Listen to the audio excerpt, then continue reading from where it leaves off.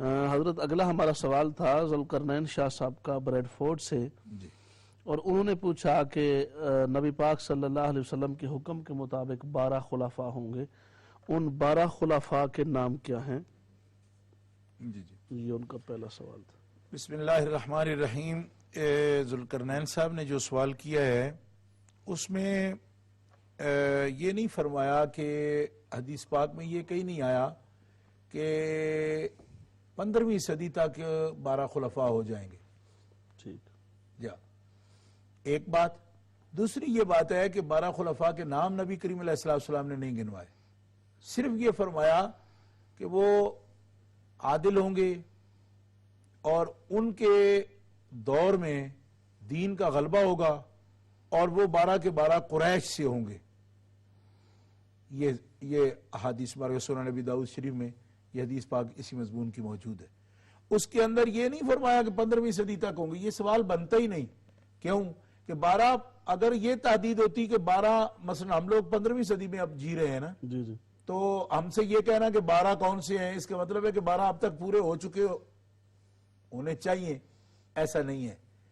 اور اگر یہ ہو کہ مثلا جب بھی ہوں 12 کون ہیں، تو اس میں یہ تھا کہ نبی کریم علیہ السلام اگر ان 12 کے نام ذکر فرمائے ہوتے پھر یہ ضروری تھا کہ ان کے نام بتائے جاتے۔ اس لیے احادیث مبارکہ میں 12 کے نام نبی پاک علیہ السلام نے نہیں، علامتیں بیان فرمائیں۔ دین کا غلبہ ہوگا، آسانی ہوگی دین کے لیے، دین نافذ ہوگا، اللہ کا کلمہ بلند ہوگا اور نظام ان کا جو ہے وہ بہتر ہوگا، پرامن ہوگا، اور فتوحات ہوں گی دین کے لیے، قریش سے ہوں گے۔ یہ بات آئی اس کے اندر ایک بات۔ اب یہ ہے کہ قریش کے وہ خلفاء یا بادشاہ جو قریش میں سے ہوئے ہیں اور ان کا دور جو ہے وہ بہتر بھی رہا ہے، تو میں بارہا یہ بات کہہ چکا ہوں کہ حضرت سیدنا ابو بکر صدیق کرشی ہیں، حضرت عمر قریشی ہیں، کرشی ہیں، حضرت عثمان کرشی ہیں، حضرت علی کرشی ہیں، حضرت امام حسن مجتبی کرشی ہیں، حضرت امیر معاویہ کرشی ہیں، حضرت عمر بن عبدالعزیز کرشی ہیں۔ ٹھیک ہے جی، اچھا ہارون رشید کرشی ہے، مامون رشید کرشی ہے، امین الرشید کرشی ہے، منصور کرشی ہے، صفا کرشی ہے، معتصم باللہ کرشی ہے، متوکل علی اللہ کرشی ہے، مستنجد باللہ کرشی ہے۔ 550 سال تک بنو عباس نے جو حکومت کی ہے وہ نہ صرف کرشی ہیں بلکہ وہ تو ہاشمی بھی ہیں۔ اس لیے ہمارے بعض دوستوں کا خیال ہے کہ وہ بنتے ہی نہیں جی، اس میں فلاں کو شامل کرو تب بنے گا، یعنی یزید کو بناؤ فلاں کو، یزید کو بالکل نکالو دھکے دے کے، تب بھی وہ تو بیسیوں ہیں، بیسیوں۔ کرشی ہاشمی جنہوں نے حکومت کی ہے وہ صدیوں تک حکومت کرتے رہے، اور ان میں نیک لوگ بھی تھے، صالح لوگ بھی تھے۔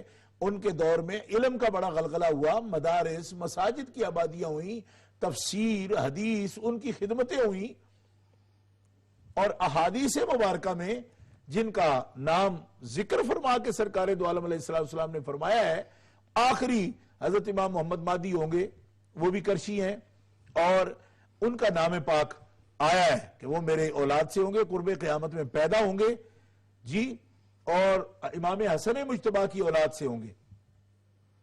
ٹھیک، یہ بات ان کا نام مبارک ذکر آ گیا قرب قیامت میں کہ وہ ان کی پیدائش ہوگی۔ باقی یہ ہے کہ اتنے خلفاء ہیں کرشی اور ہاشمی، اور اس کے لیے کسی اس ترتیب کی ضرورت بھی نہیں، نہ کوئی ایسی مشکل ہے کہ ضرور مروان کو کہیں یا یزید کو کہیں تب جا کے، ایسا کچھ بھی نہیں ہے۔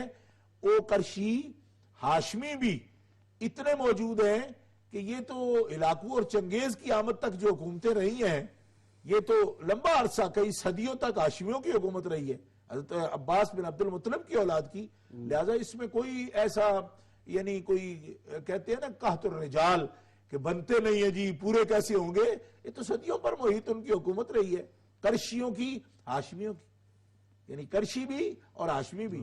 حضرت مولا علی شیر خدا سرکار ہاشمی ہیں، اور حضرت امام حسن مجتبی ہاشمی ہیں۔ بعد میں منصور اور صفا سے لے کر کے جتنے بھی آخر تک آئے ہیں علاقو اور چنگیز تک، ان کے آنے تک ترکوں کے، مغلوں کے، ان کے جو آئے ہیں تتاری، ان تک جو ہیں یہ سب ہاشمی بھی ہیں، کرشی بھی ہیں۔ لہذا کوئی کمی نہیں ہے، نہ کوئی قحط الرجال ہے کہ گنتی کیسے پوری ہوگی. لوگ سمجھتے ہیں وہ بندے گنے چڑے ہیں، ایسا نہیں ہے.